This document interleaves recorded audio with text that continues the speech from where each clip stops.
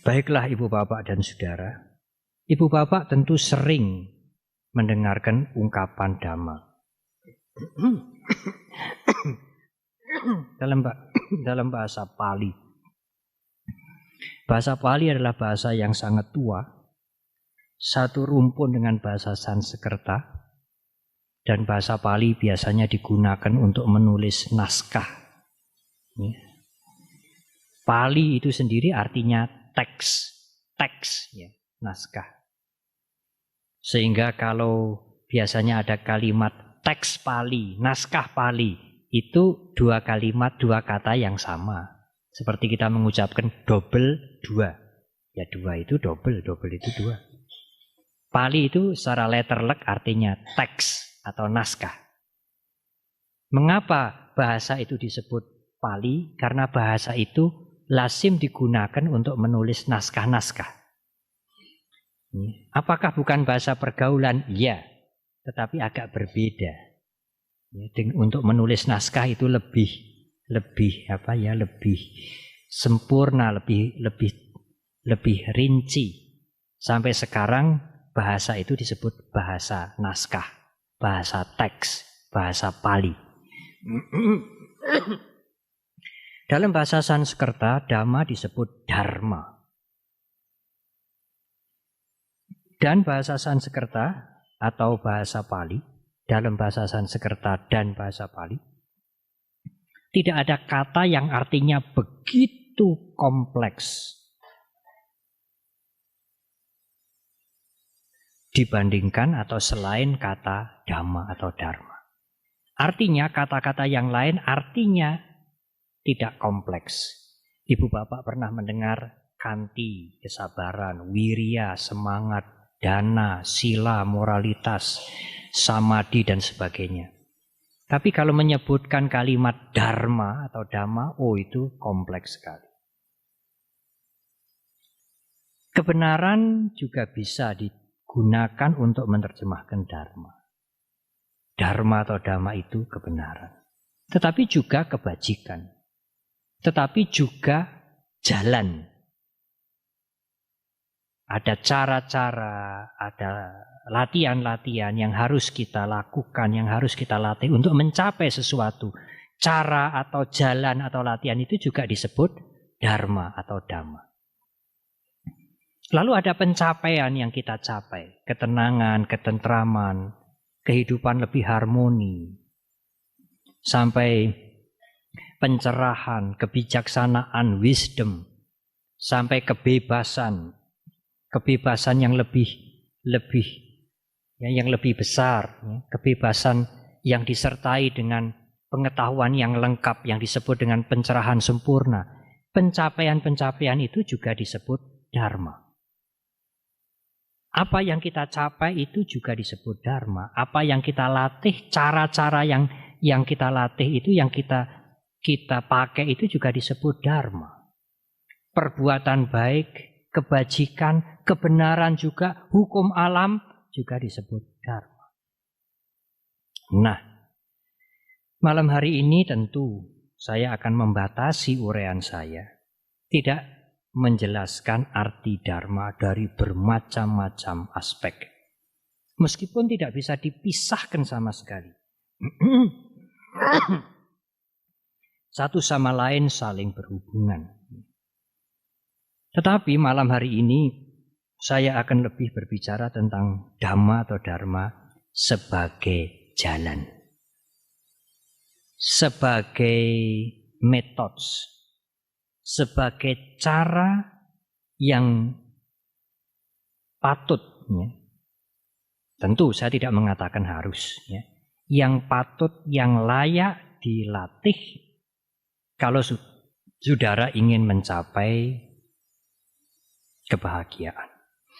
Memang kebahagiaan ini selalu menarik. Waktu ulang tahun wihara ini yang kedua bulan Maret, kita membuat seminar tentang kebahagiaan. Tetapi saya merasa uraian itu juga masih kurang. Masih kurang. Karena kebahagiaan itu kadang-kadang begitu sulit atau begitu relatif Sampai kadang-kadang kita semua yang mempunyai obsesi hidup bahagia tidak mengerti yang saya harapkan bahagia itu seperti apa. Dan kapan itu bisa tercapai, kadang-kadang kita juga menjadi tidak mengerti. Sehingga orang mengatakan, oh iya bahagia itu kan relatif. Ibu, bapak, dan saudara, saya ingin membuka uraian ini dengan satu hal yang sering saya sampaikan. Beberapa hari yang lalu saya juga diundang Dhamma kelas seperti ini di Jakarta. Kalau Dhamma kelas di wihara biasanya biasa-biasa, kecuali di Solo ini memang selalu penuh. Ya.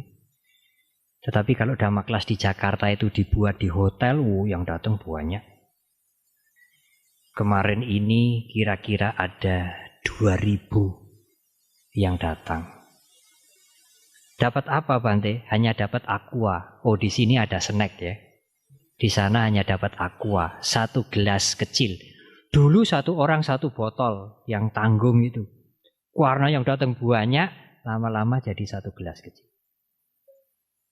Di Duta Merlin, di tingkat yang paling atas sendiri. Saya mengulangi satu kalimat yang saya cukup senang. Mungkin juga pernah saya sampaikan di Solo, entah di mana. Ibu, bapak, dan saudara, tidak harus, ya, tidak perlu. Kalau ibu bapak berminat tentu silahkan. Tetapi tidak harus. Tidak harus apa? Ibu bapak tidak harus menjadi rohaniwan. Apa pendeta atau biku, biksu. Tidak harus. Begitulah kira-kira kalimat yang tepat. Ya. Meskipun kalau ibu bapak berminat dan mau, silahkan. Itu hak semua orang.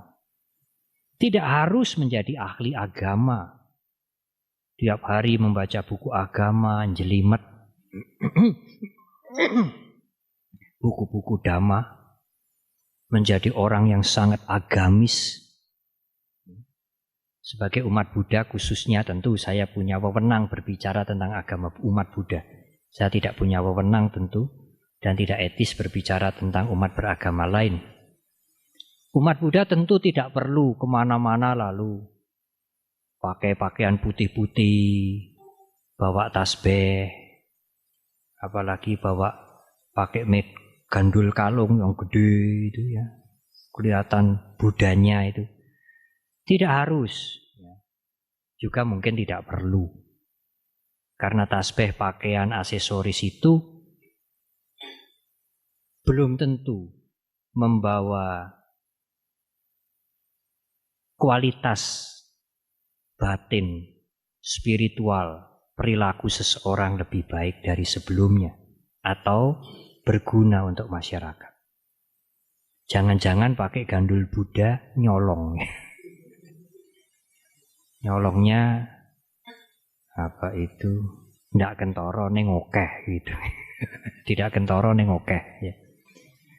Ibu bapak dan saudara, tetapi ya, tidak harus menjadi rohaniwan, tidak harus menjadi biksu, tidak harus menjadi sangat agamis, tidak harus menjadi tiap hari harus belajar buku-buku agama, buku dhamma, tidak harus membawa tasbih, tidak harus pakai aksesoris-aksesoris agama, tidak harus menjadi upasaka-upasika dibaptis, tidak harus punya nama-nama Buddhis, ya, nama Hartono, nama Sumitro itu sudah Buddhis itu. Itu bahasa Sanskerta. Sumitro, Suharto, apalagi ya, Sucitro itu sudah nama Buddhis. Jadi tidak harus sekali lagi menjadi rohaniwan, ahli agama, sangat agamis, memakai lambang-lambang agama. Tidak harus. Tetapi mempunyai pengetahuan tentang dhamma, tentang dharma, tentang agama. Meskipun tidak banyak. itu sesungguhnya penting.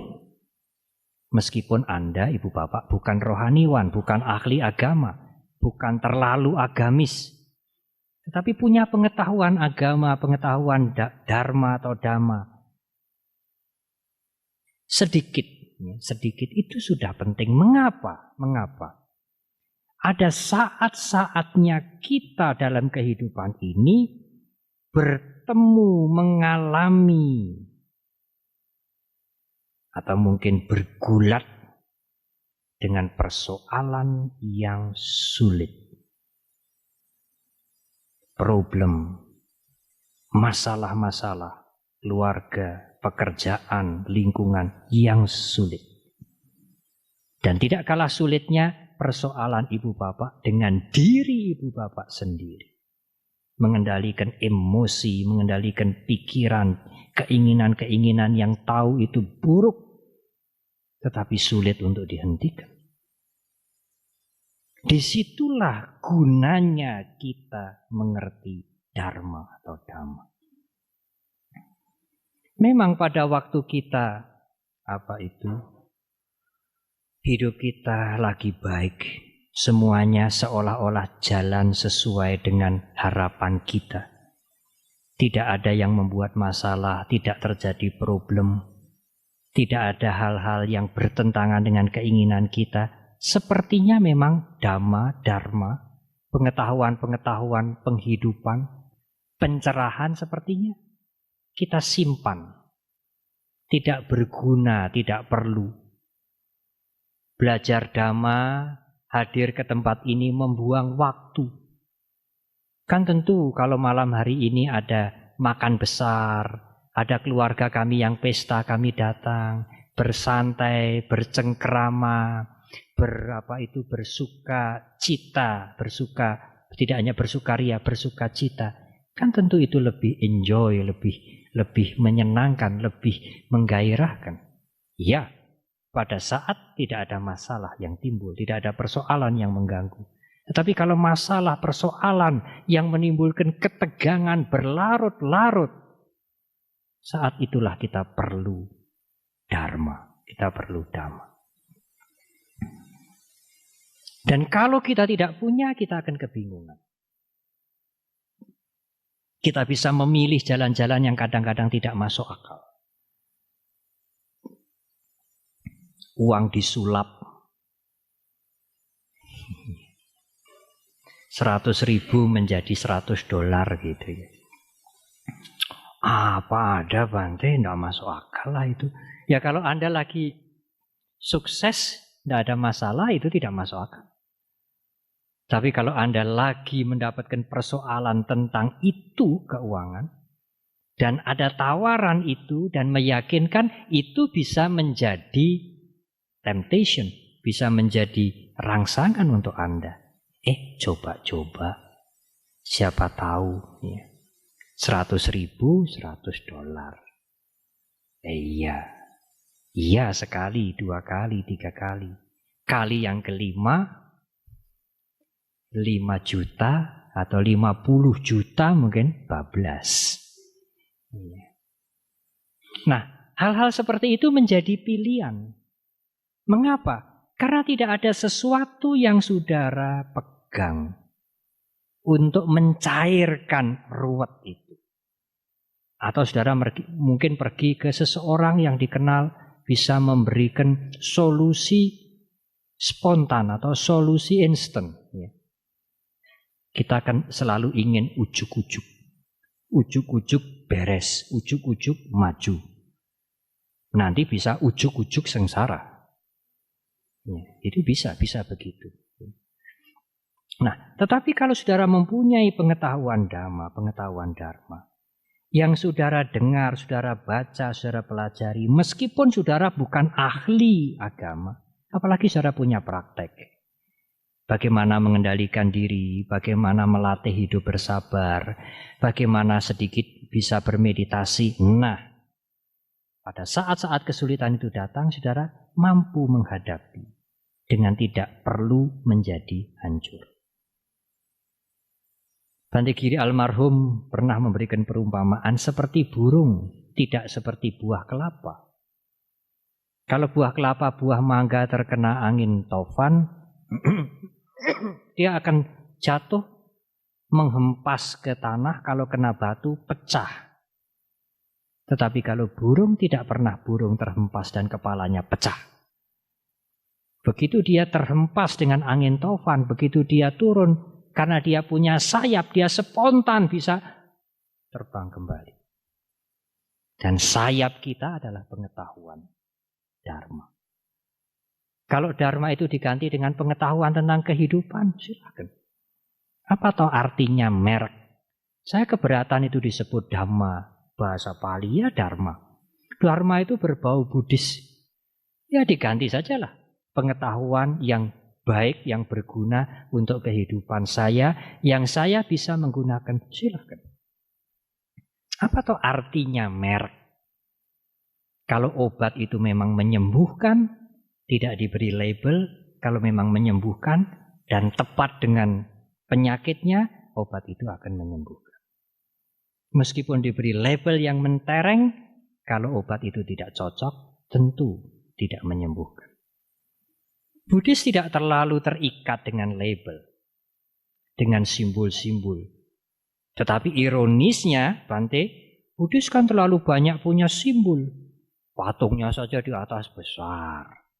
Apalagi nanti patung yang akan masuk itu marmer, kemudian bermacam-macam simbol. Oh iya, kami menggunakan simbol-simbol itu untuk mendidik masyarakat, tetapi kami tidak melekat pada simbol-simbol itu. Tidak ada patung, tidak apa. Kalau orang meditasi itu nggak butuh apa-apa, saudara. Matanya merem. Nggak usah lihat patung, lihat tetek bengek. Nggak usah ada dupa, nggak usah ada sesaji. Baca doa, baca parita juga nggak perlu. Yang diperlukan hanya kesabaran dan keuletan untuk meditasi. Tanpa ongkos, tanpa baptis, tanpa simbol-simbol. Berusaha untuk tidak melekat. Karena sesungguhnya kebahagiaan yang benar kalau saudara mulai tidak melekat. Apapun yang membuat saudara melekat itu bahagia palsu. Mengapa? Karena bahagia yang membuat melekat adalah permulaan dari penderitaan.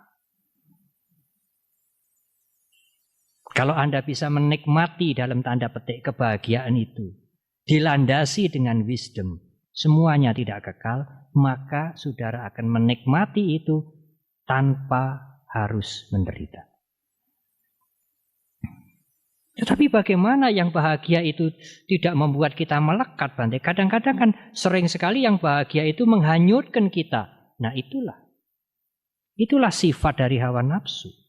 Yang enak, yang menyenangkan, yang nyaman membuat kita secara tidak sadar ketagihan. Oleh karena itu harus ada latihan. Itu tidak hanya selesai dengan mendengarkan ceramah. Oh sekarang saya tidak akan melekat lagi. Iya, itu kan seperti kapok Lombok ya. Kalau Anda makan sambal yang pedas itu, wah pedas banget ini. Tapi besok ya mau lagi. Dan begitu seterusnya. Tidak pernah bosan. Dan itulah hawa nafsu. Sehingga kalau tidak ada sambal, makanan menjadi tidak nikmat kan begitu. Itulah kemelekatan. Masih mending kalau ibu bapak bisa menjaga diri. Kalau ibu bapak tidak bisa menjaga diri, apa yang ibu bapak inginkan dan tidak ada bisa membuat kejengkelan, kemarahan, kejahatan. Dan itulah penderitaan. Oleh karena itulah ibu bapak dan saudara-saudara, tujuan pertama dari belajar dharma, mengikuti jalan dharma ini adalah yang pertama, membuat kita bahagia sekarang. Dalam tanda petik. Mengapa Bante mengatakan bahagia sekarang dalam tanda petik? Oh iya, karena apapun yang disebut bahagia tanpa dilandasi dengan pengetahuan, pengertian atau pengetahuan yang benar, sekali lagi itu akan menjadi pangkal penderitaan. Pada waktu saya ceramah di Jakarta, saya contohkan, Anda dulu hanya punya rumah sederhana. Paling lantainya di plester. Tetapi kemudian bisa membeli keramik. Tetapi setelah rumahnya menjadi lebih baik dan karpet murah dan enak juga kalau berjalan di atas karpet, hangat, halus, saudara ingin menutup rumah saudara dengan karpet. Apakah umat Buddha boleh melakukan itu? Yes, boleh. Tidak ada larangan untuk itu. Dulu karpet itu sederhana. Setelah melihat temannya, tetangganya yang lain punya karpet yang lebih empuk, saudara beli yang lebih empuk. Tapi apakah saudara siap? Kalau nanti anaknya tetangga datang ngompol, diminumi susu tumpah, didulang duduhnya tumpah, apakah saudara siap untuk tidak marah? Ya tidak marah, bantunya mangkal buriang. Dengan demikian saudara mempunyai karpet, dengan tanpa wisdom saudara memulai penderitaan. Jadi tidak boleh punya karpet. Silahkan, punyailah itu, tetapi wisdomnya harus ditingkatkan. Supaya nanti kalau ada yang nakal, ada yang tumpah, apalagi mungkin ada oli yang tercecer, ada es krim yang tumpah, ya risiko. Risiko harus diangkat, harus ke dry clean. Kalau dulu nggak pernah mikir dry clean, bersihkan karpet dan segala macam. Apalagi kalau hanya melester, digebyur banyu saja, kosek pakai sapu kerik, sapu lidi itu selesai. Sekarang harus punya vacuum cleaner dan sebagainya. Sama kalau saudara punya motor, sama kalau saudara punya mobil, sama kalau saudara punya sesuatu yang lebih banyak, mental saudara harus lebih siap. Iya, Bante, sebagai orang berumah tangga kan kita tidak bisa membebaskan itu. Iya, tetapi jangan terlalu banyak menambah-nambah. Ada kemelekatan pada suami, pada istri, pada anak-anak. Iya. Apakah tidak cukup kita membatasi itu? Tidak memperbanyak kemelekatan yang lain. Kita punya rumah, kita punya mobil, kita punya perabotan, tetapi punyailah dengan wisdom. Supaya tidak menjadi penderitaan. Itulah manfaat belajar Dhamma dalam kehidupan sekarang. Kalau Anda tidak yakin pada kelahiran kembali, tidak yakin pada kehidupan setelah kematian ini, tidak dipaksa, tidak apa. Saya Bante agama Buddha itu hidup, mati, lahir kembali, saya enggak bisa terima, ya enggak apa-apa. Yang memaksa siapa? Ambil saja yang berguna untuk hidup sekarang ini. Tidak usah memikir setelah mati saya bagaimana. Tetapi, kalau saudara mempunyai keyakinan bahwa setelah kehidupan, hidup ini tidak habis. Apapun namanya, setelah kematian masih ada kehidupan lagi. Belajar Dhamma, belajar Dharma, mengikuti jalan Dhamma akan juga bermanfaat untuk kehidupan yang akan datang. Oh, agama Buddha mengenal alam-alam kehidupan setelah kehidupan yang sekarang. Alam Brahma, alam dewa, dewa yang tinggi, dewa yang rendah. Sebagai manusia lagi atau yang lebih rendah, makhluk-makhluk halus yang menderita. Oleh karena itu umat Buddha sesungguhnya tidak perlu putus asa. Apa yang saudara harapkan, ibu bapak harapkan sekarang tidak terpenuhi, saudara ibu bapak tidak usah meninggal, menutup mata dengan kecewa. Perjuangan itu, usaha itu bisa dilanjutkan hidup yang akan datang. Sangat optimis, tidak ada alasan kecewa. Karena itu Dalai Lama pernah membuat joke sedikit lelucon. Ibu bapak yang tidak mempercayai setelah meninggal lahir kembali, kehidupan hanya sekali ini harus kerja keras mati-matian karena hidup hanya sekali. umat Buddha boleh sedikit males-males. Loh kenapa? Setelah mati masih ada hidup lagi. Buat apa mati-matian sekarang? Itu joke ya. Iya memang ada kehidupan yang akan datang. Tapi belum tentu yang akan datang saudara punya kesempatan seperti sekarang. Manusia sehat, lengkap, tidak cacat, bisa berpikir, punya cita-cita, bisa berguna untuk orang banyak. Belum tentu yang akan datang saudara mempunyai kondisi yang baik seperti ini. Oleh karena itu tidak ada alasan juga sebetulnya untuk bermalas-malas.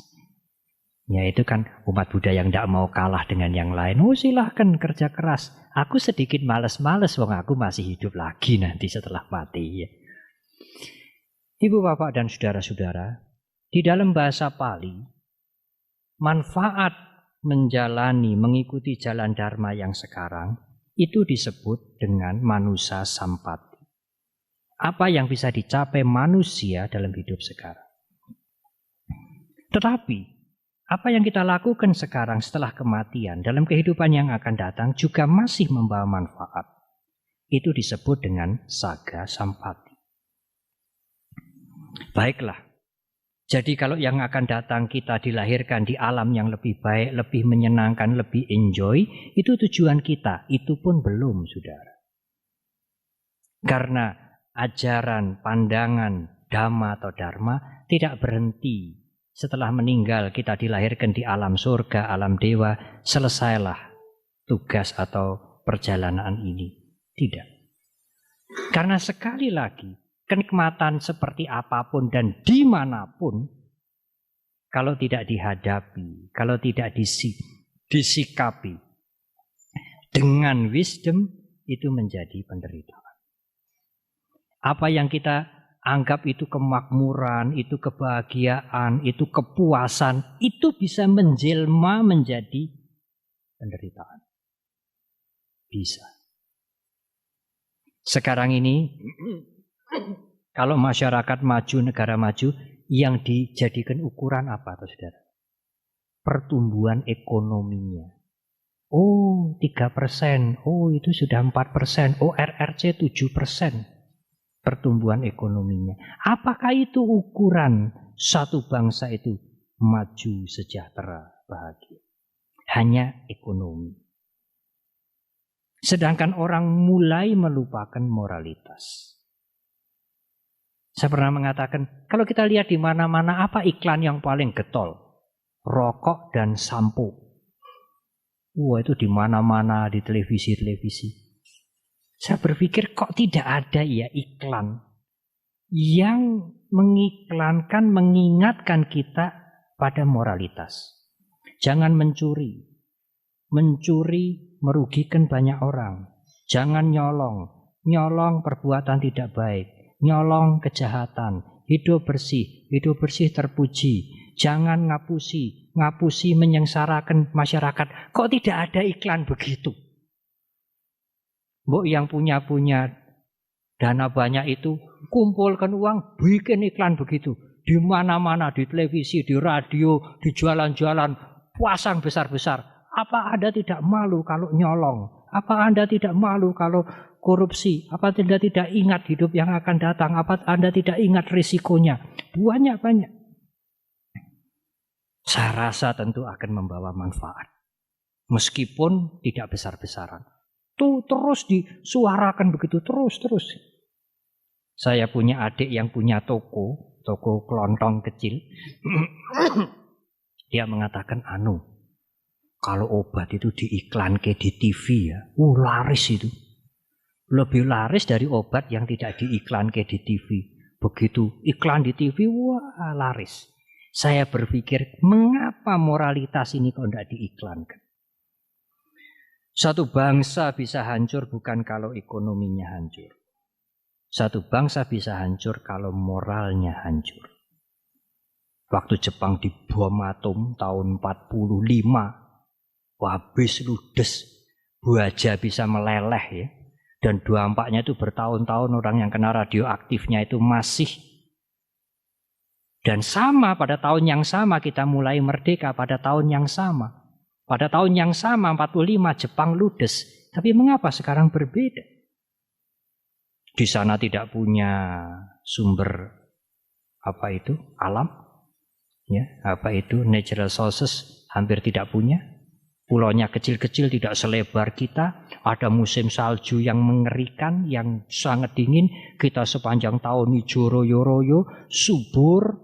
Tidak pernah ada musim kering, tidak pernah ada musim dingin, tidak pernah ada musim salju. Ada hutan yang luas, ada laut yang luas, ada batu bara, ada minyak, ada emas. Mengapa hutang kita sekarang nomor 7? Urutan nomor 7 dari 175 negara kita nomor 7. Dari negara-negara Asia kita juara pertama hutangnya. Apa orang kalah dengan Bangladesh, dengan Pakistan. SDM kita, saya kemarin tahun yang lalu mengatakan 112. Kemarin saya diberitahu Mas Narto, sekarang 114 Bante. Masya Allah. 114 saudara. Dalam waktu 1-2 tahun melorot menjadi 114. Sumber daya manusia itu adalah tanggung jawabnya, kejujurannya, keuletannya. Kemudian perilakunya, kreativitasnya, moralitasnya. Kita mudah dihasut, keras kepala, mudah tawuran, tidak menghargai etika hukum. Sampai indikator-indikator itu membuat kualitas kita 114 sekarang. Malaysia 20 sekian, tidak sampai 30. Wah, langkah jauh bedanya. Itu tetangga kita. Dekat dengan kita, jauh tidak berbeda dengan kita. Oleh karena itulah Ibu Bapak dan Saudara-saudara, maka secara garis besar, apa Bante yang harus kita lakukan sekarang?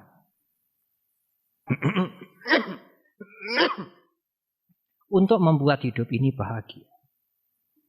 Ada beberapa hal yang penting, tetapi yang paling penting adalah yang pertama, menjaga diri. Jangan hanyut pada emosi yang negatif. Dan yang kedua, cobalah berusaha, berbuat, memikirkan untuk orang lain. Iya, itu terlalu ideal Bante, nanti dulu. Beberapa waktu yang lalu saya membaca satu buku tentang wisdom bagi pelaku bisnis. Saya membaca jebulane, saudara. Disitulah prinsip Buddhis masuk.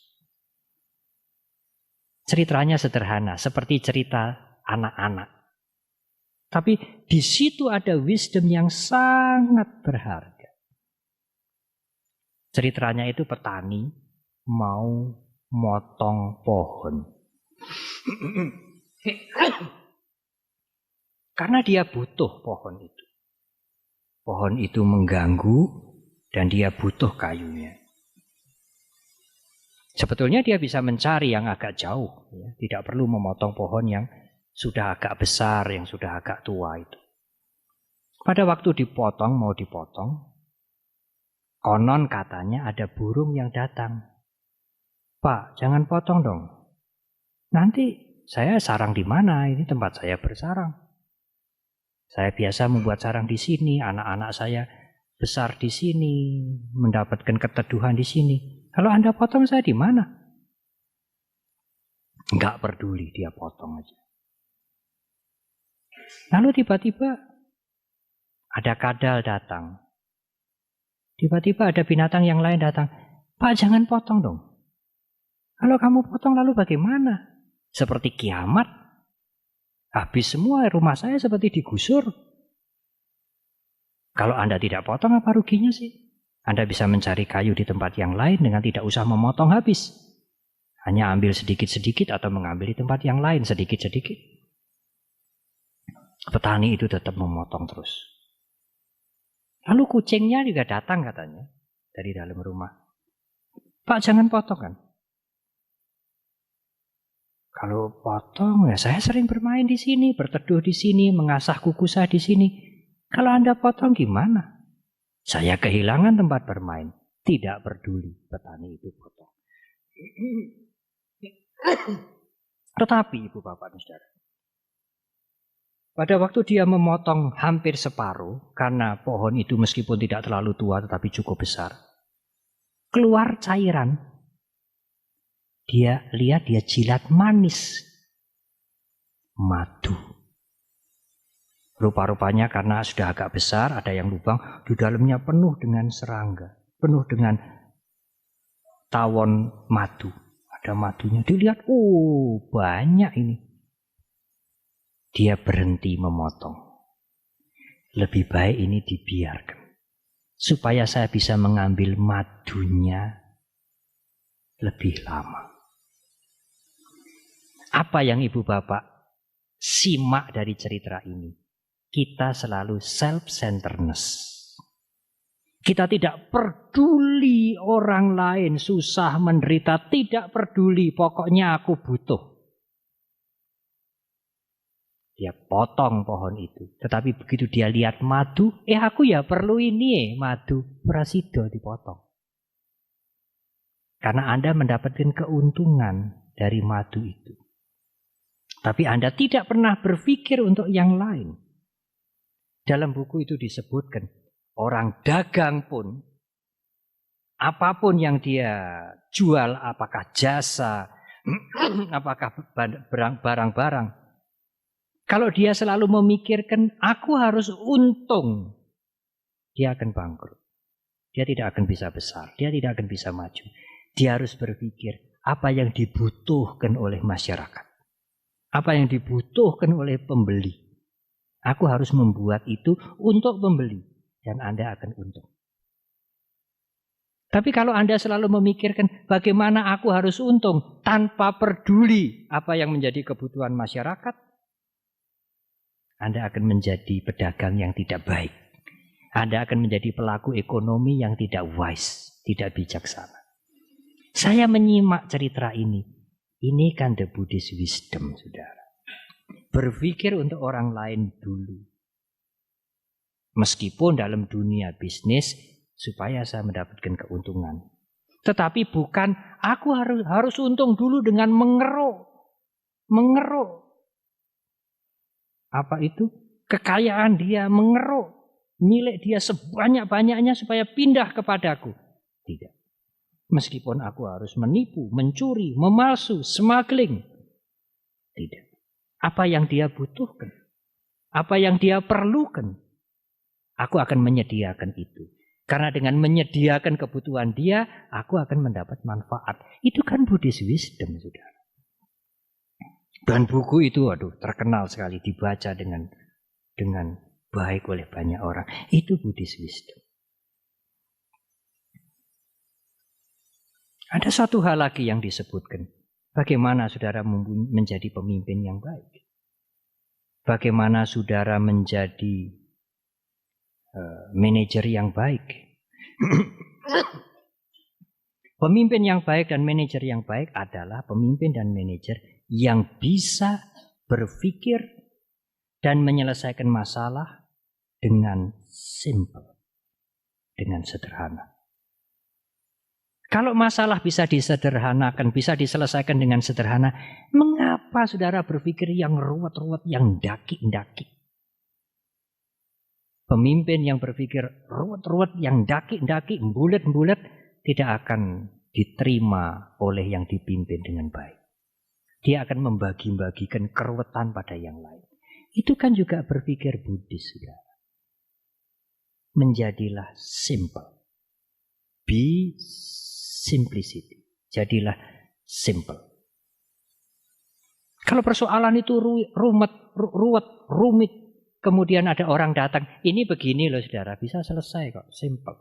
Oh, itulah wisdom. Kreativitas itu bukan berarti membuat yang rumit. Kreativitas itu membuat semuanya menjadi simple.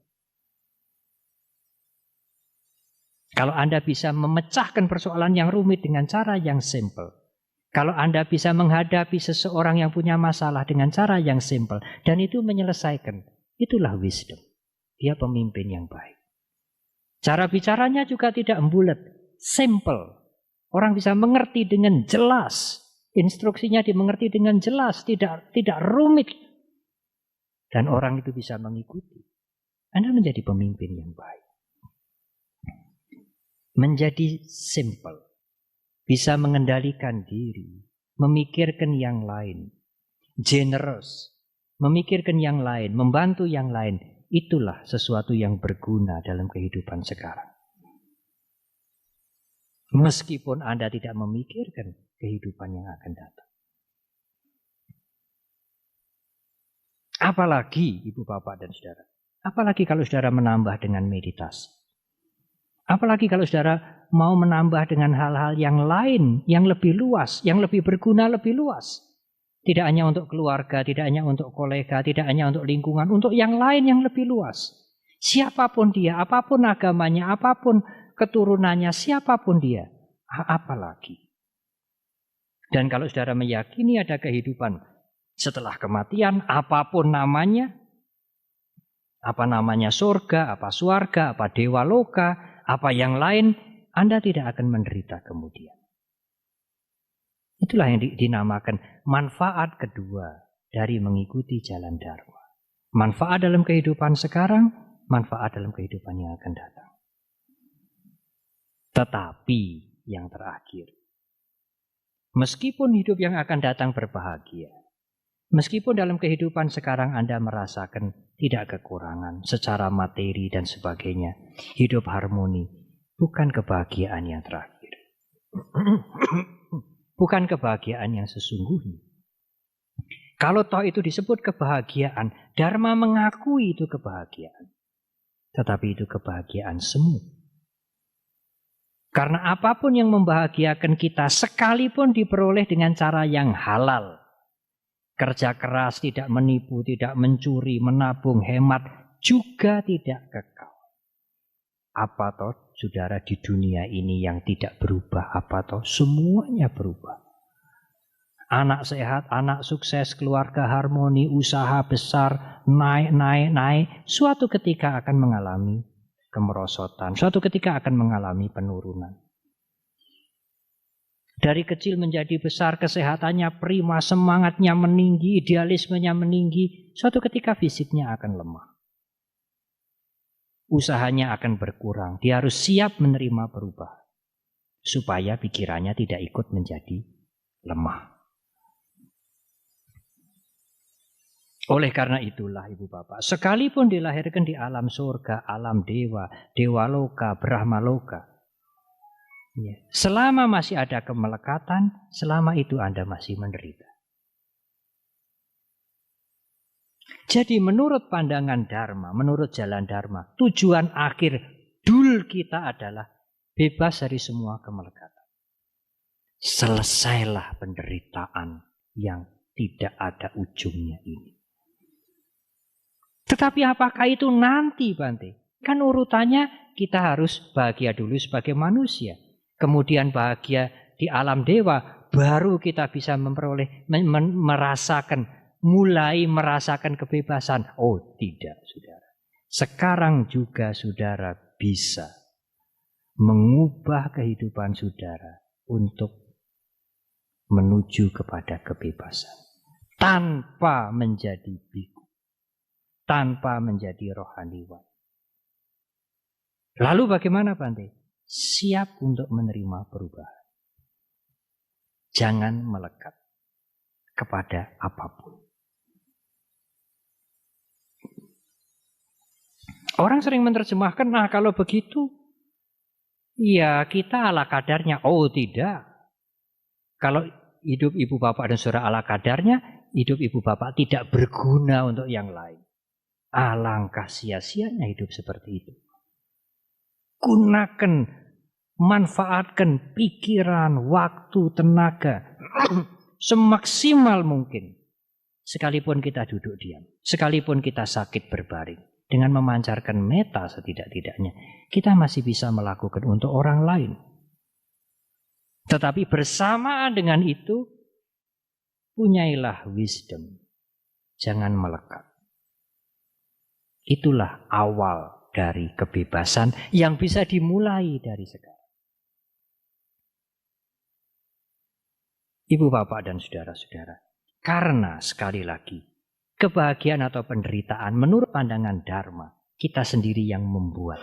Persis bahagia atau menderita itu ada di dalam diri ini. Tidak di sini, tidak di sini, tidak di sini, tidak di sini. Anda mencari di sini, di situ, di mana bahagia, di mana duka, di mana derita, di mana dia tidak ketemu. Karena yang merasakan bahagia dan menderita itu persis di sini. Kalau Anda melihat para biku tidur sederhana, kadang-kadang saya juga bahkan sering, bahkan selalu tidur di bawah dengan karpet, tidak ada bed, tidak ada jok. Orang melihat apa bahagianya hidup seperti itu. Bahagia itu seperti ini, rumah bagus, serba indah. Iya, belum tentu juga. Jangan-jangan rumah sakit. Kalau saya pergi ke Singapura, rumah sakit sekarang itu lobinya itu kayak hotel, saudara. Tidak seperti rumah sakit. Bagus, rapi, indah, harum, bunga-bunga. Kamar-kamarnya, bangunannya leks, mewah sekali. Hebat. Tapi yang tinggal sakit semua. Orang sehat tidak mau tinggal di sana. Itu bukan tempat bahagia. Bahagia ada di dalam, persis di sini. Ada orang barat yang melihat temannya yang barat menjadi biku, hidup sederhana di gubuk yang sederhana. Dia mengatakan kepada temannya yang orang Asia, kamu jangan jadi seperti itu. Orang gila. Hidup begitu orang gila. Di barat sana masih ada perempuan cantik-cantik, rumah yang bagus-bagus. Itu orang menderita, orang gila. Dia melihat begitu. Biku itu diceritarai. Oh, tadi saya mengantar tamu, boleh juga dia mengatakan, Anda hidup begini, ini orang gila. Bikunya mengatakan, oh iya, saya juga tidak akan meniru dia. Dia juga gila. Hidup seperti itu gila. Dia mencari dan tidak pernah mendapatkan. Jadi di mana bahagia? Bagaimana kita bahagia? Kalau Anda bisa mengubah pikiran Anda sendiri untuk tidak melekat. Untuk belajar tidak melekat. Mengendalikan diri, berusaha untuk membuat hidup ini bermanfaat bagi yang lain, sesuai dengan kemampuan kita, dan tidak melekat. Separuh Bante tidak bisa. Mengendalikan diri, berbuat banyak, berbuat baik untuk masyarakat saja cukup. Akan bahagia? Tidak. Itu kan berbuat baik, yes. Berbuat baik kan membuat karma baik, nanti akibat karmanya, buah karma baik kan kebahagiaan, kesejahteraan, iya. Tapi kalau Anda melekat, Anda membuat penderitaan. Bahagia itu Bante mengubah nasib yang membuat kita menderita sengsara kan akibat karma kita yang jelek berbuah. Kalau kita sekarang beramal, berbuat baik, memikirkan masyarakat, menjaga diri, membuat kusala karma, punya kirya, kebajikan amal, kan karma baik kita bertambah, kan kita akan melawan akibat karma yang tidak baik. Benar, kita akan bahagia. Karena kita berbuah, akan memetik buah-buah yang membahagiakan. Iya, kita akan bahagia. Belum tentu. Karena kalau Anda melekat, Anda justru membuat penderitaan. Oleh karena itu kedua-duanya tidak boleh dipisahkan.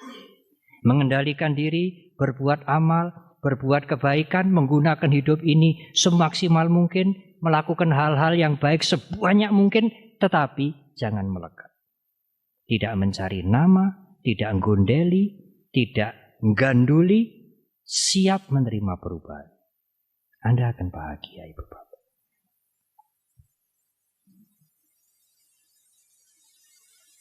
Apakah Anda sanggup mengubah yang di dalam? Wong bahagia itu di sini tempatnya dan di sini yang merasakan. Tidak di luar-luar. Kemarin saya baru membaca cerita yang bagus sekali dan sangat Buddhis. Kalau Buddhisnya dibuang dan sangat Dharma. Seorang anak kecil tanya pada ibunya. Ya dia tidak terlalu kecil, sudah SMP lah, mulai SMA. Ibu, caranya membahagiakan orang itu bagaimana? Supaya dia nggak susah, nggak sedih. Gimana coba saudara? Ya, saudara mungkin menjawab, ya dituruti saja apa maunya dia. Kalau dia tidak punya rumah, kalau kamu bisa kasih rumah kan bahagia. Dia tidak punya makanan, kamu bisa memberikan makanan kan bahagia. Dia kepengen apa? Ya, dia kepengen punya baju yang bagus, kamu bisa memberikan kan bahagia. Iya, itu sesuatu yang sangat umum. Mencari bahagia di luar. Mengubah di luar. Makanan, pakaian, tempat tinggal, materi, tabungan, segala macam. Dan tidak ada habisnya. Ibu ini bijaksana. Nanti dulu. Coba kamu pergi ke kakekmu. Tanya, gimana kesehatannya kakekmu? Dia tanya, kek gimana kesehatannya? Kong, gimana kesehatannya? Wah, semalam hujan lebat. Asma saya kumat. Susah saya hidup seperti ini, tidak ada artinya. Dah, anak itu kembali ke ibunya. Kakek sengsara menderita ibu semalam hujan. Sekarang asmanya itu kumat, sedang mencari tempat yang agak hangat. Dan dia menagih. Nah, sekarang saya sudah pergi ke kakek. Bagaimana jawaban ibu? Bagaimana membahagiakan orang? Nanti dulu. Datang lagi ke kakek. Tanya, kek, waktu aku masih kecil, sang cucu masih kecil, waktu kamu masih kecil, kakek ingat tidak apa yang paling lucu untuk waktu itu bagi kakek? Anak itu datang lagi ke kakeknya. Kek, waktu saya masih kecil apa yang paling lucu yang kakek pernah ingat yang aku lakukan? Oh, kamu pernah itu loh. Bedak itu pernah kamu ecer-ecer. Di ruangan di mana-mana. Kamu menganggap itu salju. Karena waktu itu sedang Natal. Wah, aku ketawa itu. Kepingkel-pingkel. Aku nggak marah itu. Apalagi kek? Lalu waktu itu kamu nyanyi keras-keras. Ada orang yang nggak senang. Bikin ribut anak ini. Kamu bisa bilang begini. Nek ribut ya pergi tempat lain. Jangan di sini. Kok harus di sini? Wah, aku lagi nyanyi keras-keras. Wah, aku senang banget itu. Aku tertawa. Nah. Ulang anak ini kepada ibunya. Apa yang terjadi? Apa kata kakekmu? Kakek gembira, ibu bahagia. Dia memikirkan, dia mengingat cerita-cerita yang lucu-lucu waktu saya masih kecil. Kakek bahagia. Itulah cara membuat orang bahagia. Simple tuh, sudah. Sederhana tuh. Jadi dengan mengingat cerita cucu-cucunya yang lucu itu, senang dia, gembira. Dari mana dia mendapatkan kegembiraan, kebahagiaan itu? Dari dalam dirinya sendiri. Tidak ada yang datang dari luar. Dia bisa mengubah pikirannya. Bagaimana mengubahnya itu? Berpikir positif.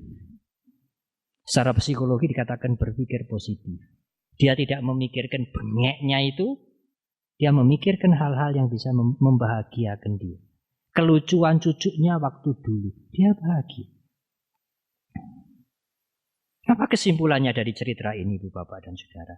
Kebahagiaan ada di dalam diri kita. Kalau Ibu Bapak siap mengubah cara berpikir Ibu Bapak dengan latihan.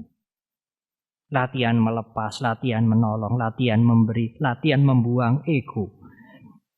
Tidak usah mengklaim ini jasaku, ini apa yang telah berhasil aku lakukan. Tidak. Anda bisa melakukan itu sudah cukup. Waktu di Jakarta mengatakan Bante, saya ini sudah bekerja dengan baik, ya jujur, ya baca parita, ya jadi umat Buddha yang sungguh-sungguh. Hidup saya kok begini-begini. Kenapa teman saya itu kok makmur, Bante? Betul, ini pertanyaan di Jakarta kemarin. Padahal dia itu bandar togel loh. Pertanyaan itu sudah larut malam, Ibu Bapak. Saya menjawab, Ibu Bapak mau jawaban yang singkat, simple, atau jawaban yang panjang? Kalau jawaban yang singkat, karena ini sudah hampir 9:30, saya menjawab yang singkat. Kalau jawaban yang panjang, bisa berpanjang-panjang. Singkat saja, Bante. Baik, saya akan jawab yang singkat. Jawabannya adalah, rumput tetangga biasanya kelihatan lebih hijau. Selesai. Penjelasannya begini. Apa yang Ibu Bapak lihat dengan mata daging ini, anggap saja orang itu mempunyai 10 hal. Yang Ibu Bapak lihat dengan mata daging ini paling hanya 4 hal. Pakaiannya, rumahnya, mobilnya, kendaraannya, selesai. Bagaimana kondisi jiwanya? Apakah bisa tidur enak, makan enak? Bagaimana kehidupan keluarganya? Bagaimana hubungan dengan anak-anaknya? Dia enjoy dengan yang dia punya? Atau dia masih kurang?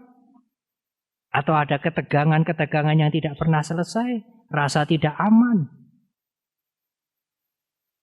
Was-was, khawatir? Ibu Bapak tidak bisa melihat itu dengan mata daging ini. Dan itulah yang menentukan kualitas kebahagiaan. Bukan yang kelihatan oleh mata kita. Bukan uangnya, bukan rumahnya, bukan kendaraannya, bukan asetnya. Tapi kondisi mentalnya, kondisi jiwanya. Karena disitulah kebahagiaan, bukan di sini. Saya mengatakan, Ibu mengatakan saya sudah berbuat baik, saya sudah banyak memberi, banyak berdana, saya meditasi. Apakah itu tidak bahagia? Mengapa Ibu menuntut? Aku kok tidak dapat apa-apa, Bante. Mulai menuntut, mulai menderita. Karena kalau orang menuntut, dia tidak pernah akan puas. Dapat ini yang lebih besar, lebih besar, lebih besar. Kapan batas puas? Tidak. Orang memberi selalu puas. Saya bisa memberi 5.000, saya bisa memberi 1.000, puas. Besok saya memberi, tidak harus 1.000 lagi. Besok saya memberi 500, puas. Lusa saya memberi 1.000 lagi, puas. Saya lusa bisa memberi lebih banyak lagi, puas. Bisa memberi plus dan tidak melekat. Alangkah bahagianya hidup seperti ini, Ibu Bapak. Jadi sesungguhnya, sambil membawa perubahan yang di luar. Ya. Rumah lebih baik, kondisi lebih baik, usaha lebih baik. Sambil menumbuhkan wisdom di dalam. Ibu Bapak akan bisa bahagia dalam keadaan yang bagaimanapun. Saya akan menutup uraian ini dengan satu cerita. Ada seorang pegawai negeri yang hidupnya pas-pasan. Padahal anaknya beko itu rewel, minta motor. Nah motor sekarang 7 juta toh, paling murah 6 juta. Lah gajinya dia berapa?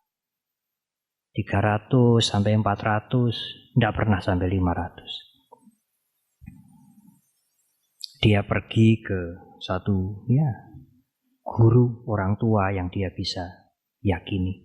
Dia mengatakan coba pekarangan yang belakang itu dimanfaatkan. Buat apa? Saya bukan petani, itu tandus begitu. Coba tanam semangka, coba tanam belewah atau semangka atau melon. Ya meskipun sulit, cobalah. Dan menabung, menghemat. Anakmu juga diberitahu supaya dia bisa ikut. Nanti tabungannya itu untuk beli motor anakmu. Wah iya, biar gitu ya. ada jalan. Ini juga pendidikan untuk anak saya. Anaknya mulai mencari bibit, mengolah tanah dan sebagainya. Dia hitung kira-kira nanti sekian dia bisa kredit motor dan dia bisa angsur, tidak beli cash. Sudah mau panen, semangkanya sudah besar-besar. Diserbu celeng. Celeng masuk, obrak-abrik semangkanya, hancur semua. Aduh. Biarnya bahagia itu sekarang jadi menderita. Iya, saudara, bagaimana saudara? Di mana bahagia sekarang? Gimana? Putus asa sudah. Masih bisa bahagia. Kalau ibu bapak berpikir positif, mengubah yang negatif jadi positif. Caranya harus ada wisdom, harus ada latihan. Dia kembali kepada orang tua yang menasihati tadi. Ora usah susah. Berat ngendi semangka apa anak? Lah apa hubungannya semangka atau anak? Saya nanam semangka ini untuk anak kok. Lah kalau kamu semangkamu dadi panen semangka besar disimpan, bisa kredit motor, anakmu untuk motor. Anakmu terus ngebut, ora karu-karuan, terus kecelakaan, terus dadi urusan. Berat mana dengan semangka dihancurkan babi hutan? Kan ada hikmahnya atau ada wisdomnya toh. Semangka dihancurkan babi hutan, anakmu tidak jadi beli motor. Tidak ada resiko. Coba kalau anakmu beli motor, resiko ditabrak, ngebut dan lain sebagainya.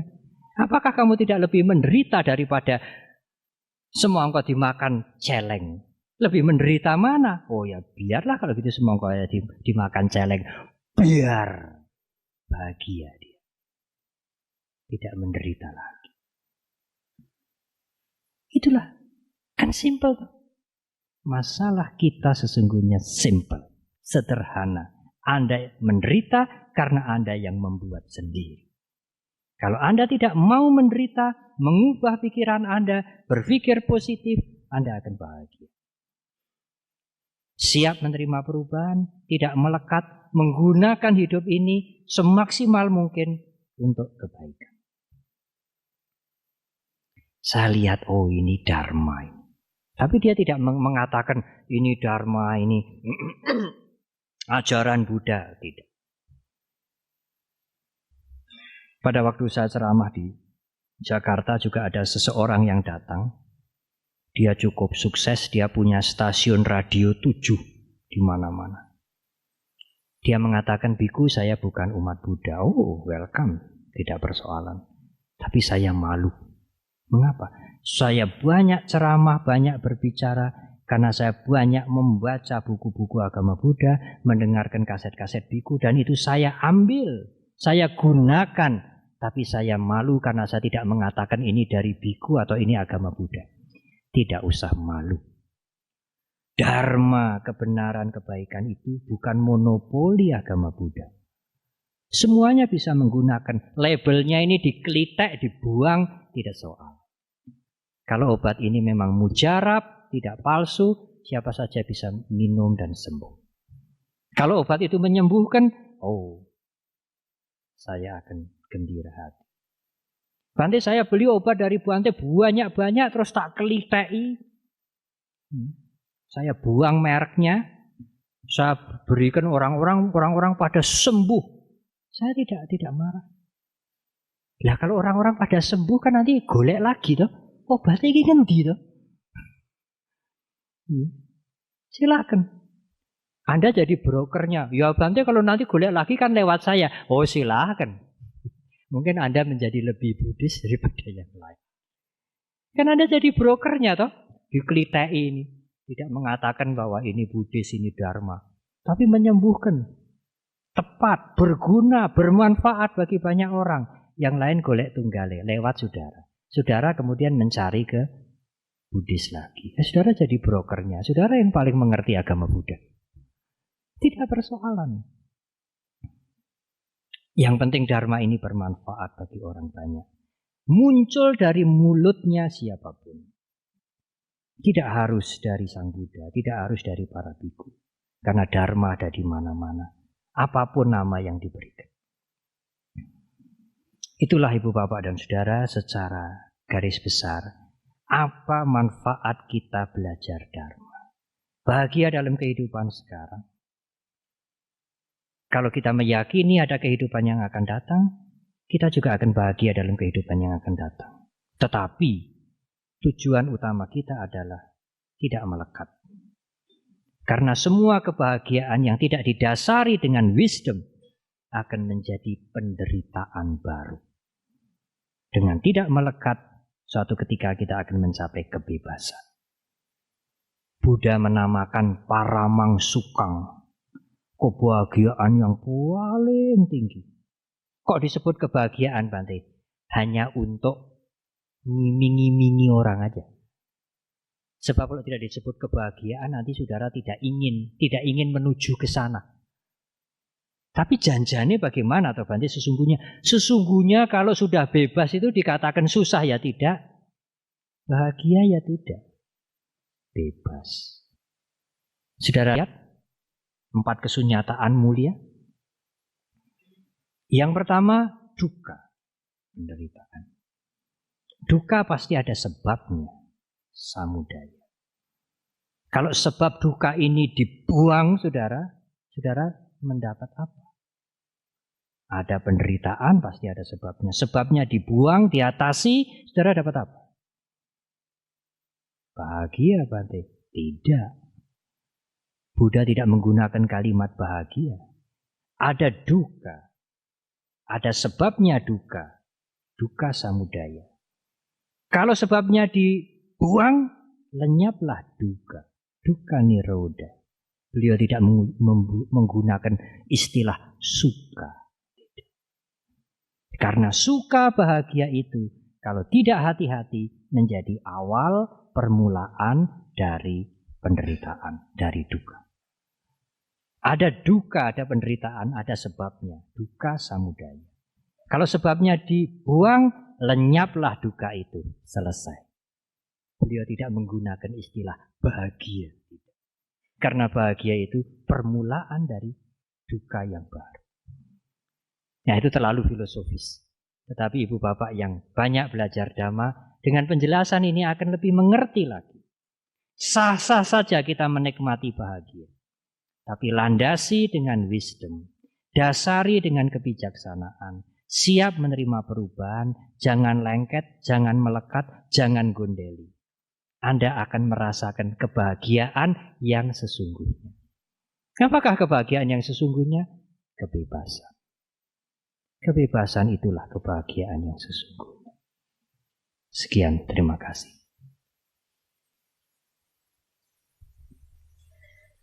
Demikian tadi telah kita dengarkan uraian dhamma dari Yang Mulia Sri Panyawaru. Kalau diibaratkan malam ini dhamma seperti vitamin. Kalau saya boleh meminjam istilah Bante, kami berharap semoga ini juga membuat kita biar semuanya. Barangkali kalau tidak sering. Vitamin itu kadang-kadang harus lama. Baru bisa prima gitu ya. Kalau minum vitamin lalu biar itu, wah, doping. Multivitamin Bante. Multivitamin. Iya, dan juga mungkin menjadi semacam trademark atau apa entahlah kalau kita mendengarkan uraian Bante itu tidak sampai tertawa terpingkal-pingkal tapi kita senyum simpul begitu. Kemudian di dalamnya kita teruskan dengan renungan begitu. Baiklah, kemudian sekarang kami berikan kesempatan kepada para hadirin untuk bertanya kepada Yang Mulia. Ada 3 penanya dulu ya. Baik, 3 penanya dulu. Kami persilahkan menyebutkan nama, dari mana, dan mohon pertanyaannya singkat dan jelas. Tidak tertawa terpingkal-pingkal, senyum-senyum, dan kadang-kadang senyumnya itu telat. Kalau sudah mikir baru mengerti, baru senyum. Iya, Senyumnya Bante. belakangan. Kami persilahkan.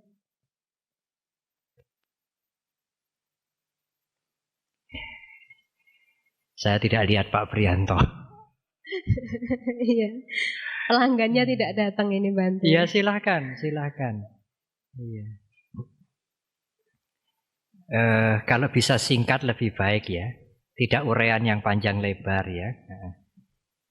Bagaimana cara membuat supaya kebahagiaan itu tidak melekat? Bagaimana membuat supaya kebahagiaan itu tidak melekat? Ya. Sebentar, saya mau cerita. Saya dalam kehidupan saya sering berusaha untuk berbuat baik supaya orang lain itu tidak menyakiti saya. Iya. Tapi kadang orang itu membuat telinga saya itu menjadi merah, tapi saya hanya diam. Menurut saya dalam hidup itu butuh keseimbangan. Kalau saya baik sama dia, dia harus berusaha baik kepada saya.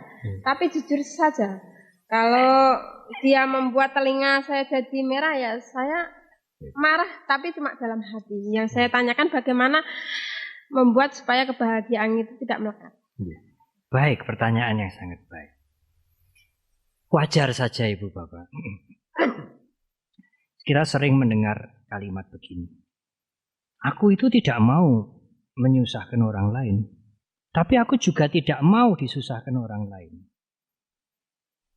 Masuk akal, tapi tidak real, tidak nyata. Anda bisa tidak menyusahkan orang lain as much as possible, sejauh mana mungkin.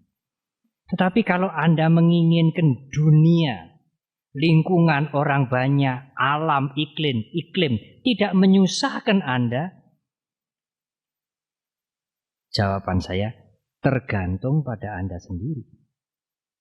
Anda mau menjadikan itu kesusahan atau tidak? Saya panas Bante, kuping saya merah. Kupingnya siapa? Kuping saya. Salah dewe. Ya mak perempeng mak berebet begitu. Bagaimana bisa mereda itu? Latihan. Saya dengarkan ceramah sudah sering-sering, dengarkan khotbah sudah sering-sering. Tapi yang dikhotbahkan itu cocok semua. Ya memang. Tidak cocok semua karena Anda tidak latihan. Ceramah-ceramah, khotbah-khotbah itu menganjurkan rendah hati, menganjurkan pengendalian diri, menganjurkan cinta kasih. Saya diperlakukan yang tidak cocok semua. Ya memang. Anda harus mengubah diri Anda untuk menerima kenyataan itu kalau Anda tidak bisa menghentikan dia. Anda tidak ingin dia berkata-kata yang kasar, buat berisik pada Anda. Anda tidak ingin. Tapi Anda tidak bisa menghentikan. Tidak apa-apa. Anda mengubah diri Anda. Oh, dia lagi masang mercon diuncal-uncal kayak gitu, ya seneng toh kalau dia begitu mungkin. Dia seneng. Kita berpikir pada pikiran dia. Kita tidak berpikir self-centeredness. Berpikir menurut pola. Kita bisa menerima dia meledakkan mercon. Kita membayangkan betapa gembiranya dia bisa berbuat begitu. Kalau saya memikirkan diri saya, wah saya terganggu. Anda akan menderita. Seperti dulu pernah saya sebutkan, dia menjarah rumah saya, dia menghancurkan rumah saya. Oh, masyarakat sekarang tidak punya moral, biadab, rusak moralnya, hancur-hancuran, amburadul, tidak karu-karuan. Apa yang timbul? Kebencian, kemarahan, kejengkelan. Buddhis meminta kita berpikir ke dalam. Oh, rumahku dijarah, dihancurkan, diobrak-abrik, yang lain kok tidak. Karmaku sendiri lagi berbuah. Turun. Ngarep apa? Kalau bukan karmaku tidak datang pada aku. Kemanapun pergi akan dikejar oleh akibat karma yang dulu dibuatnya sendiri. Udah. Aku sudah menolong, aku sudah membantu, aku disengiti. Dia mencaci maki, membuat kupingku panas. Oh, ini akibat karmaku sendiri sedang berbuah. Udah. Engko nek wis berbuah ra entek. Sudah. Sering dikatakan the Buddhist wisdom itu uncommon wisdom. kebijaksanaan yang tidak biasa. Karena orang selalu melihat keluar. Oh, dia tidak tahu balas budi, oh dia pengkhianat, oh dia membuat onar, oh dia pengacau, oh dia penipu, oh dia pemfitnah. Mengapa tidak melihat kemari? Marilah kita melihat kemari dulu, baru berusaha memperbaiki yang lain.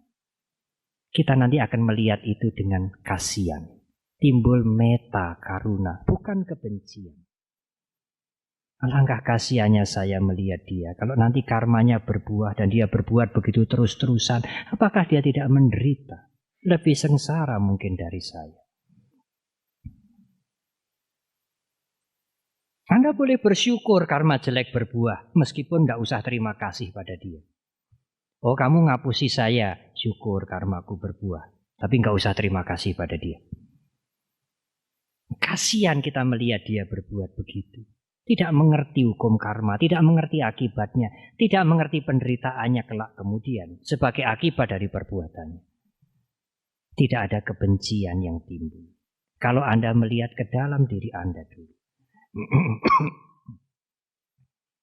Jadi sekali lagi, mari mengubah pikiran kita menjadi positif.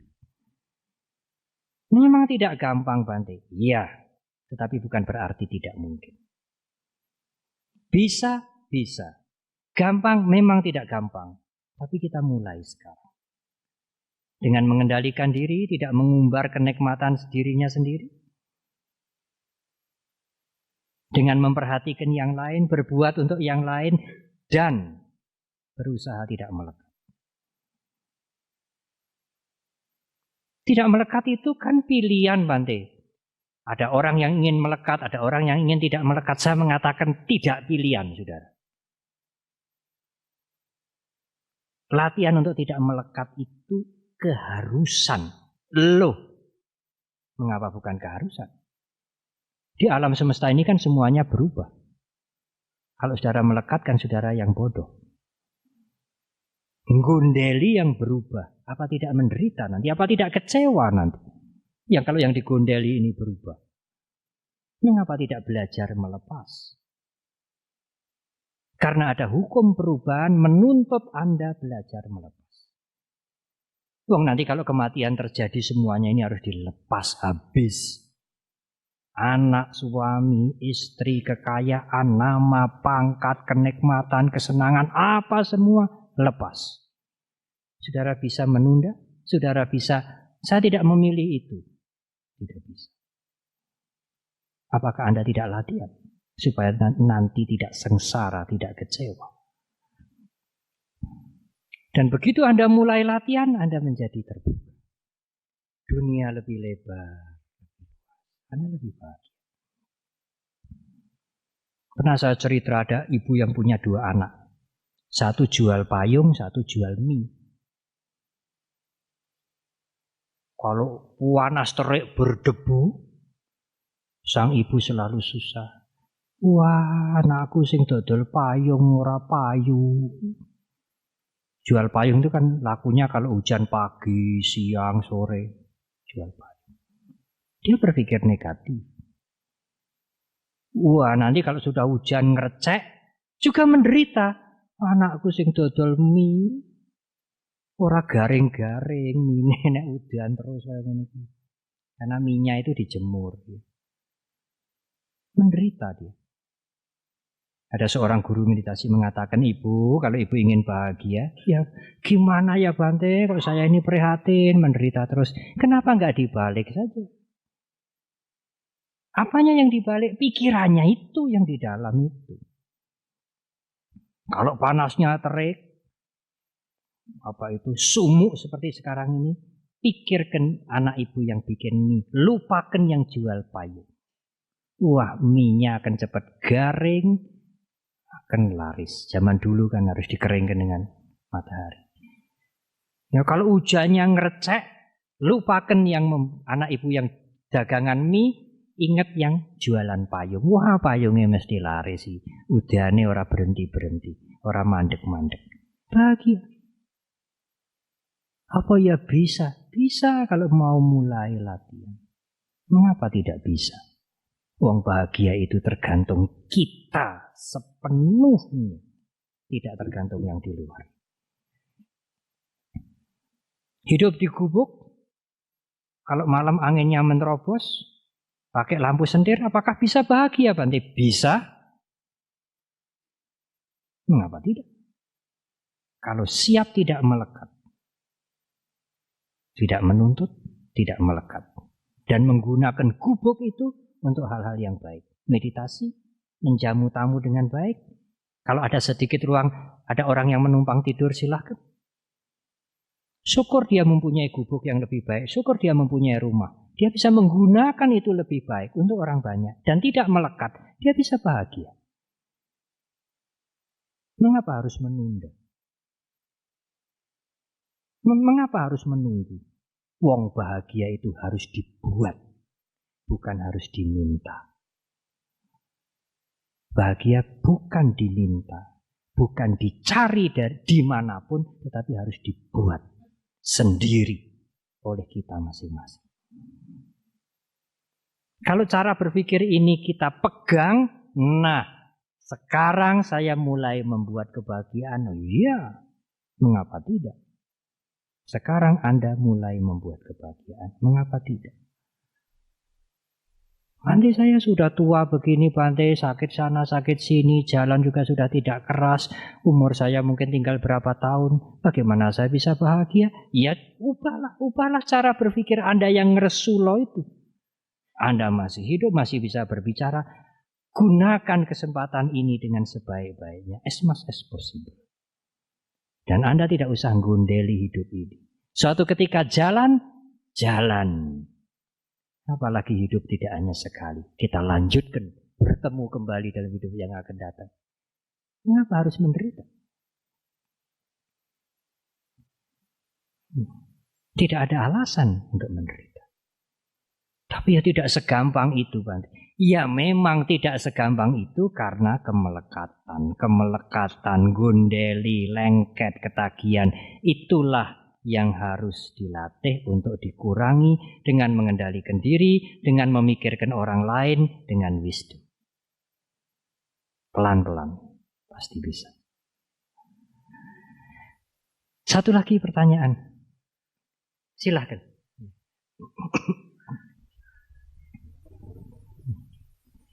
Kali ini jawabannya panjang-panjang karena masih ada waktu kira-kira 15 menit ya.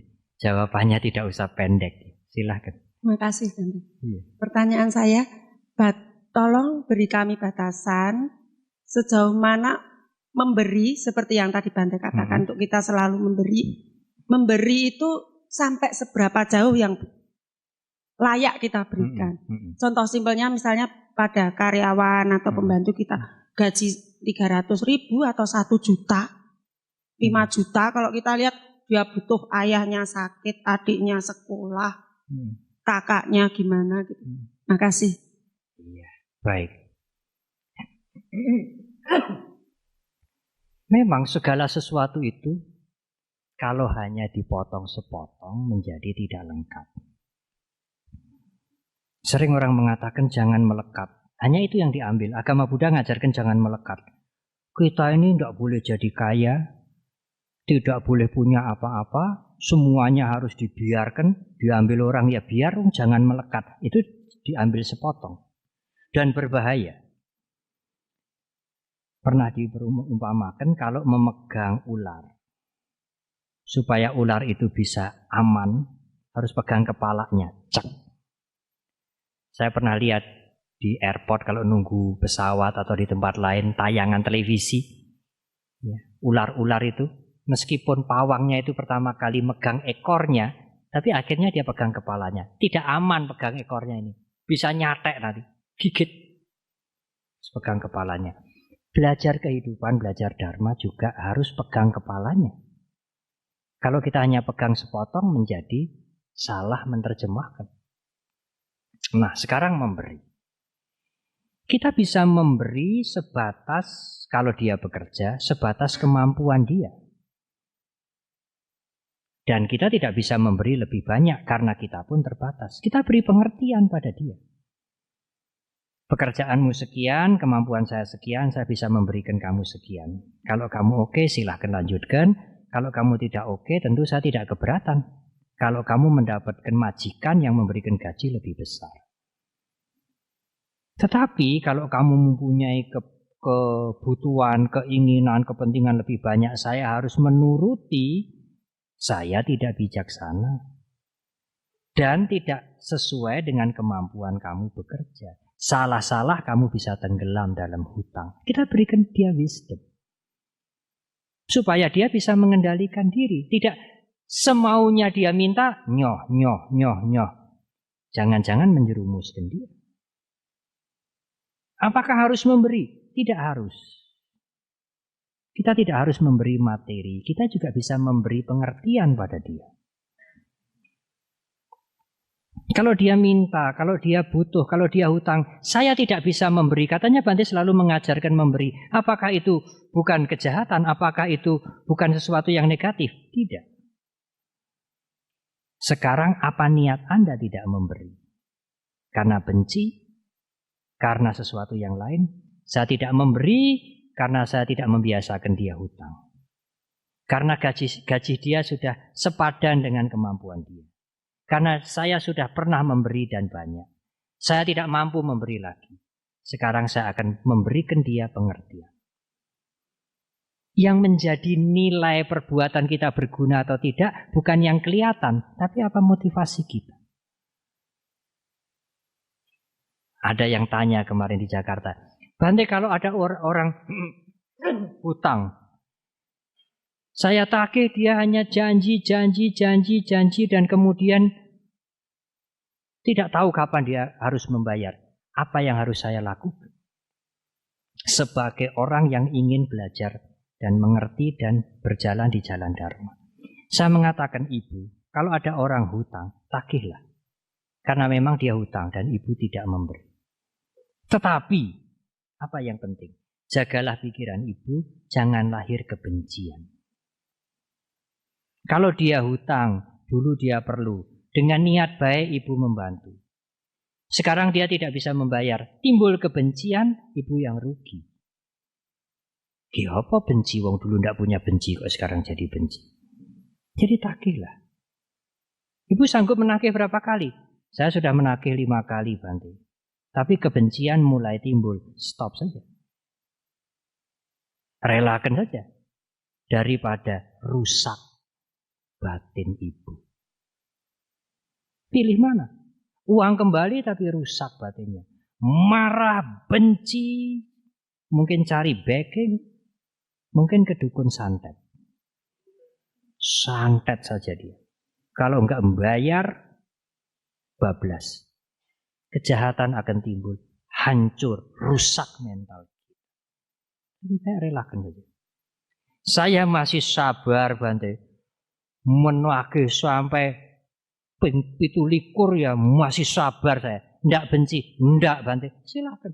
Tagih saja terus.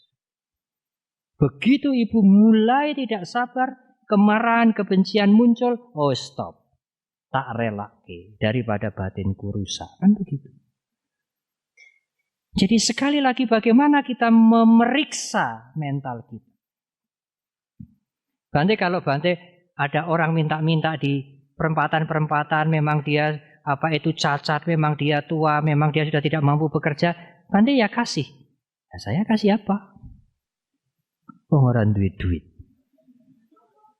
Paling saya bilang dengan supirnya, Bud, punya uang receh enggak? Tolonglah kasih. Itu sudah kebaikan untuk saya. Meskipun saya tidak kasih sendiri. Tidak punya Bante. Nah udahlah. Dalam hati saya ya semoga Anda bahagia, cukup. Jaga pikiran kita, jangan nyebel-nyebeli. Ora enak dideleng, isone njaluk-njaluk. Kan kebencian yang timbul. Kita tidak harus memberi dengan materi. Kita bisa memberi pikiran positif. Kalau kita memberi pikiran positif, kita dapat apa? Kita dapat pikiran positif.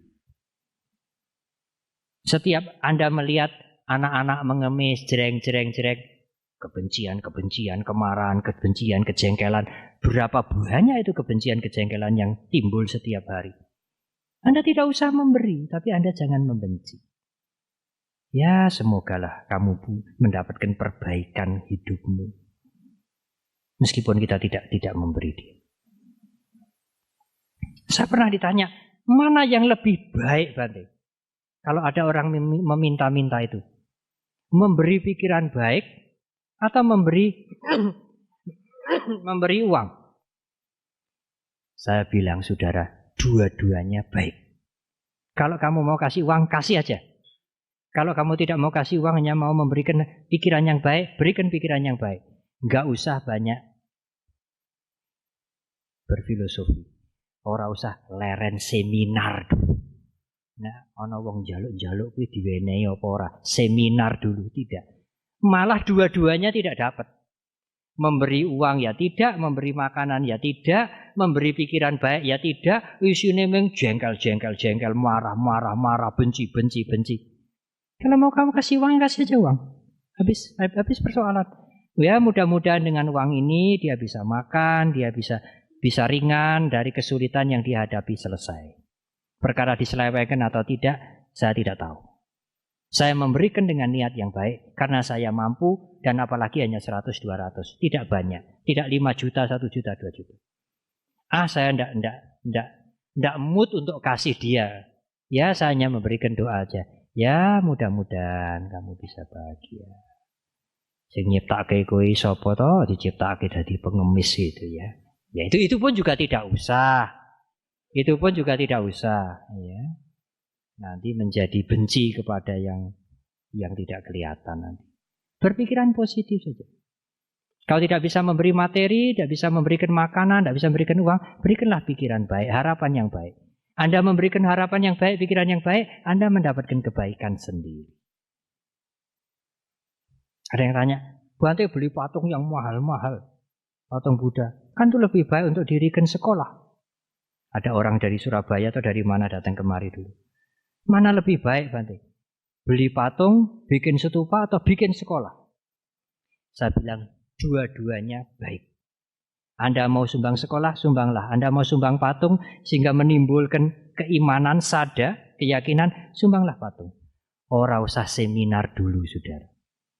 Kalau Anda seminar dulu, nyumbang patung ya ora, nyumbang sekolah ya ora. Nyumbang patung ora ana gunane, patung semene ra wis cukup gede-gede. Sumbang sekolah lebih penting. Tapi nyumbang sekolah, sekarang sekolah ya banyak korupsi. Engko aku nyumbang sekolah dikorupsi, ora sida. Dua-duanya tidak dia lakukan. Saya mengatakan kalau Anda menyumbang, sumbanglah. Sumbang sekolah, sumbang sekolah. Sumbang patung, sumbang patung. Kedua-duanya baik. Tidak bisa dibandingkan. Jadi petani dengan jadi menteri, mana yang lebih baik? Tidak bisa dibandingkan. Karena pikiran orang kita tidak bisa membaca. Bagaimana yang timbul, cetana yang timbul, niat yang timbul. Bahasa Arabnya nawaitu. Niatnya yang timbul, nawaitunya yang timbul saat dia melakukan sesuatu. Itu yang akan memberikan nilai pada yang dia lakukan. Tidak bisa dilihat dengan yang tampak pada mata kita. Ada lagi pertanyaan lewat email. Ya, tapi sekarang saya jarang membuka email karena sibuk. Seorang umat yang menikah dengan juragan dari Malaysia. Sekarang ada di Malaysia. Suaminya juga senang meditasi, senang belajar dhamma. Sekarang kedudukannya tinggi. Dia tanya, Bante bagaimana saya harus PHK karyawan saya? Kalau di PHK dia tidak akan dapatkan mata pencarian cepat. Meskipun dapat pesangon. Tapi kalau tidak di PHK itu penyakitnya akan menular pada yang lain-lain. Nanti dikira saya tidak adil. Kesalahan dia tidak ditindak, dibiarkan. Yang lain akan begitu dan akan menuntut. Saya mengatakan kalau memang harus di PHK tidak bisa diperbaiki. Kesalahannya sudah tidak bisa ditoleransi. PHK. Boleh Bante, silahkan dengan pikiran. Dengan dikeluarkan ini, dengan kamu saya keluarkan ini, supaya kamu mengerti kesalahanmu. Jadi pelajaran, cari pekerjaan di tempat yang lain, semoga kamu mempunyai karakter yang lebih baik. Kita PHK dia dengan niat yang baik. Apakah itu tidak hanya diplomasi? Sungguh-sungguh. Bukan benci saya sama kamu, suara gelem aku ndeleng metu aku. Kuapokmu kapan nong ndi wae kamu mergawe tentu juraganmu akan seneng nek tabiatmu kaya ngono kuwi. Iya, itu namanya kebencian.